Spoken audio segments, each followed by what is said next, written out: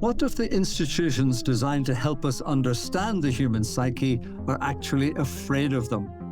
Hosted by Dr. Michael Montgomery, this podcast explores the uncomfortable questions. Together we'll examine how the mental health systems meant to heal us instead perpetuate cycles of dependency. Welcome to the Psychophobia Podcast.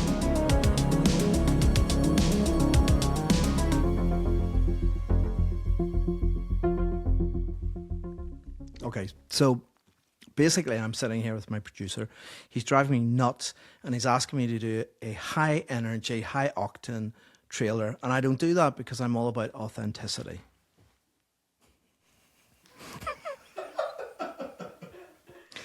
All right, here's another one. This podcast is called Psychophobia. I'm angry, and I'll tell you why I'm angry. I've been working in the mental health system for 25 years. I don't see it getting better. I see people being treated very badly when they need safety, support, dare I say it, love and compassion. And what often they receive is a label, coercion, and a lack of hope in terms of recovery and moving on. So on this podcast, we're going to ask very difficult questions. We may not have the answers, but we're going to have a dialogue about it. And we hope to get people to think, to question. And if they could come away with anything at all, we would like them to come away with informed choice, because I think that is what is missing.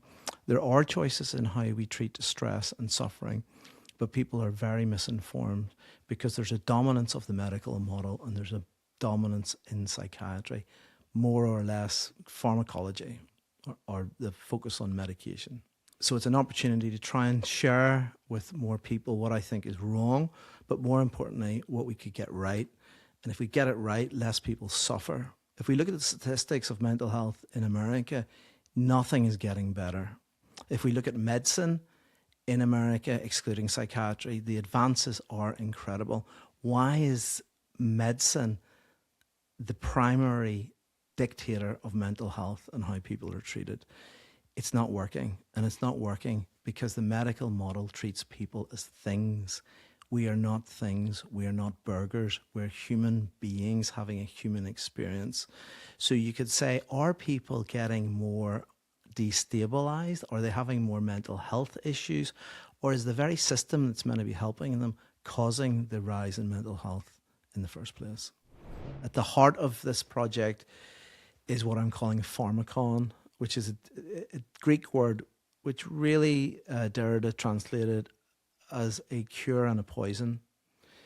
So if you like, the asterisk represents many things, but it represents nuance and it represents things aren't black and white. There are no easy answers.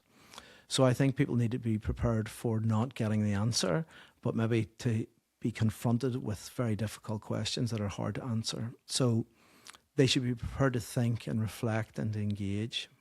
So there are key themes that I think we need to confront as a society. One of them is the McDonaldization of healthcare. This idea that, efficiency, predictability, control are very, very important to organizations and to systems. Those things are not wrong in and of themselves unless they become the core focus. And when they become a core focus, there are unforeseen consequences, including de-skilling, dehumanizing. So if you imagine being trained through a manualized system, right? You're trained to follow a manual, but there's consequences to that.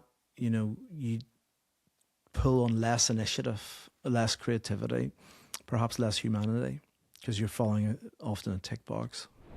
Retraining as a clinician was a second career for me.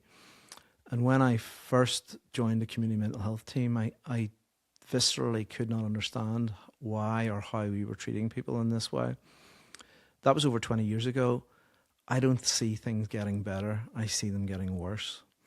So I felt compelled to take the clinical knowledge and, if you like, the clinical success of what works well, why certain treatment works well, and what we could do differently. So I'm coming at it with a degree of clinical knowledge and theoretical knowledge and lived experience of observing this. And I think it's got slightly worse.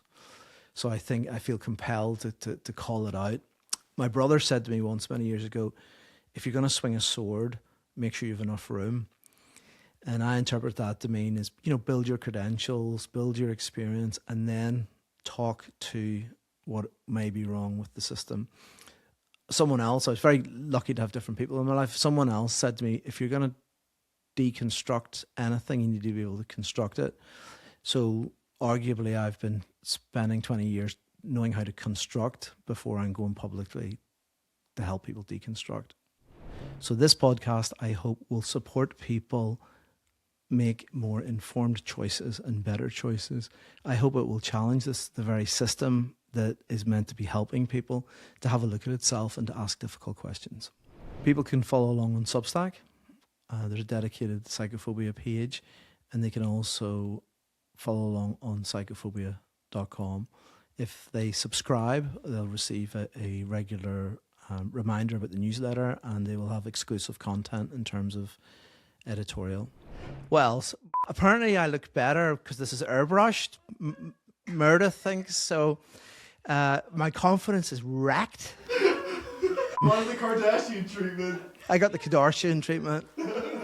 Basically, if this was Keeping Up with the Kardashians, they'd all be fired for not, being sycophantic. Psychophobia Podcast, wherever you get your podcasts.